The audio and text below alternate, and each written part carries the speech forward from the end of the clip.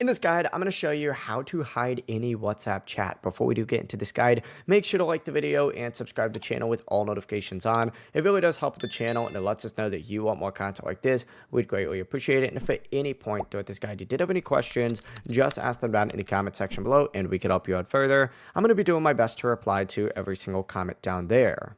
Now, first things first, open up WhatsApp, and the easiest option to do this is to find whatever chat it is. Just swipe left on it, and you're going to see an option for archive. Go ahead and hit archive. This will remove it from your main chat list, but it still can be found by tapping archive, so it's not like fully hidden on here. As you can see, it's right here for me, and I can always unarchive it at any point to bring it back. For a more private option, what you're going to want to do is actually swipe left, hit more on it, and what you need to go ahead and do is hit lock chat on here.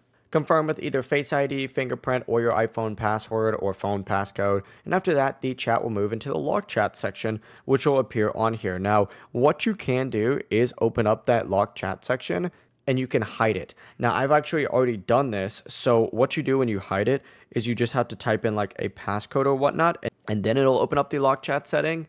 But to access this beforehand, you just have to swipe down and you'll see lock chats in here, and then it just verifies with your Face ID as well. To actually allow it to be hidden, you got to go to settings and you have to do hide lock chats and just tick that on and turn on a secret code as well. That's the full process. It really is as simple as that. If you guys had any questions, ask them down in the comment section below and we could help you out further. I'm going to be doing my best to reply to every single comment down there. Before you do leave this guide, make sure to like the video and subscribe to the channel with all notifications on. It really does help us out and it lets us know that you want more content like this, so we do greatly appreciate it. Have a great rest of your day though. Peace.